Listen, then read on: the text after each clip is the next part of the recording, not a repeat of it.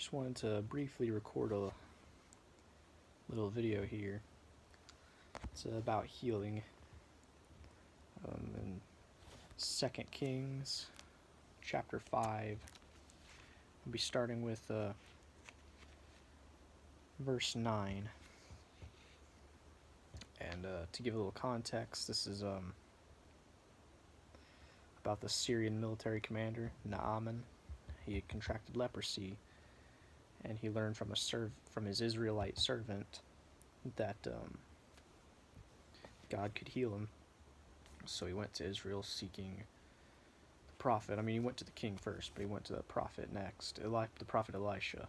And Elisha told him what to do, and in faith he did it. And even though he didn't know the Israelite God, he still did it, which is the one true God. And because he did it out of faith, he was healed. Just like Jesus said, your faith has made you well. 2 Kings chapter 5, beginning in verse 9. Then Naaman went with his horses and his chariot, and he stood at the door of Elisha's house. And Elisha sent a messenger to him, saying, Go and wash in the Jordan 7 times, and your flesh shall be restored to you, and you shall be clean. And 7 is the number of perfection. And it's also the number that we use for rest occasionally. But it's the number of perfection, number of spiritual perfection, because, we go to church on Sunday, the Sabbath day. The 7th day is perfection, the day that God rested from his perfect work. Anyway, continuing in verse, where was I? Lost my place. Here it is. We'll reread verse 10. And Elisha sent a messenger to him, saying, Go and wash in the Jordan 7 times, and your flesh shall be restored to you, and you shall be clean. But Naaman became furious, and went away, and said, Indeed, I said to myself, he will surely come out to me, and stand, and call on the name of the Lord his God, and wave his hand over the place, and heal the leprosy. Are not Abna and the Pharpar, the rivers of Damascus, better than all the rivers of Israel? Could I not wash in them and be clean? So he turned and went away in a rage.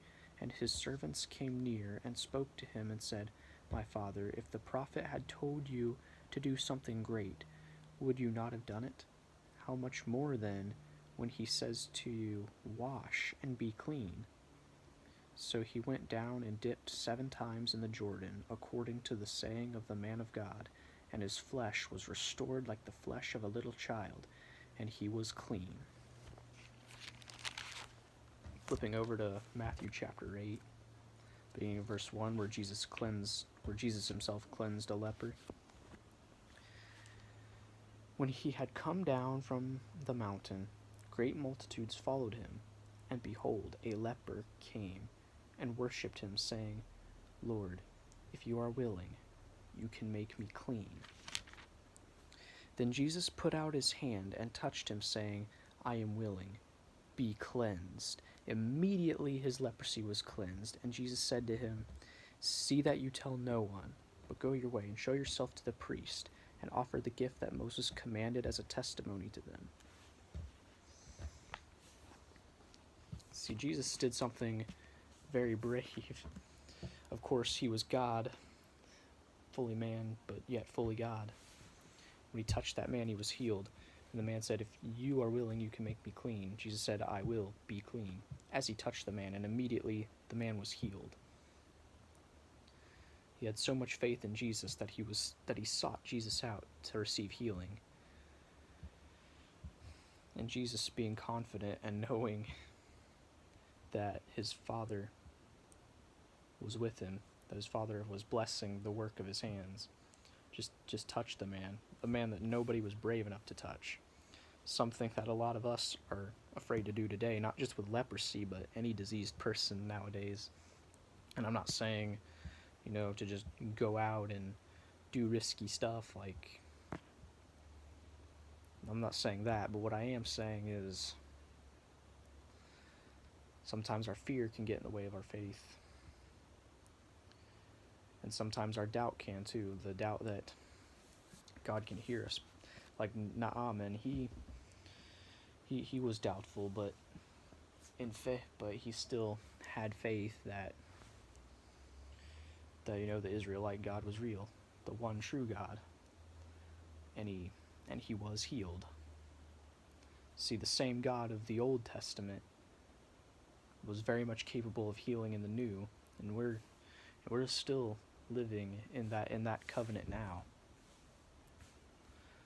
And Jesus can heal any disease. Doesn't matter if it's corona, cancer, or asthma, like I used to have, or FOP, a disease I recently learned about. And I pray for those people. But the point is Jesus is very much capable of healing still. The same God of the Old Testament, and really the entire Bible, is still very much in the miracle business. And nothing is too great for him. He can take an incurable disease and make it curable. Or even if it is already curable through medicine, Jesus can still very much heal it without the help of that medicine. And I'm not saying don't take medications or anything like that. What I'm saying is that little faith goes a long way. A faith the size of a mustard seed. If you have faith the size of a mustard seed, you can tell a mountain to move and it will, Jesus said in the Bible.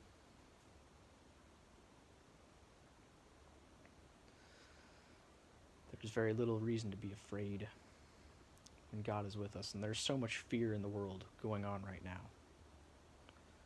But if we turn to Christ, we have nothing to fear. Anything we find ourselves in, we can be healed from, we can be restored from, because he has already healed us from the biggest disease of all, sin. He cured us of that on the cross, taking our punishment that we deserve.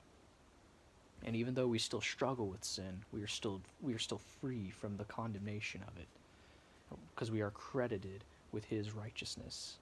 And that is the cure for sin. Christ has already given us that cure to the biggest disease of all. All the rest of them are simple to him.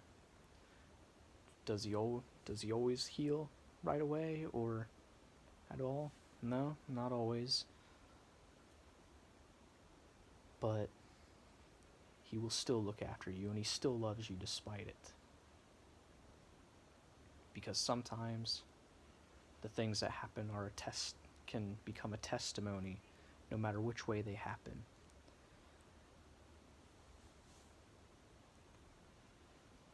But God is bigger than anything going on today. He's bigger than anything this world can throw at us. Anyways, guys, I hope this video has blessed you.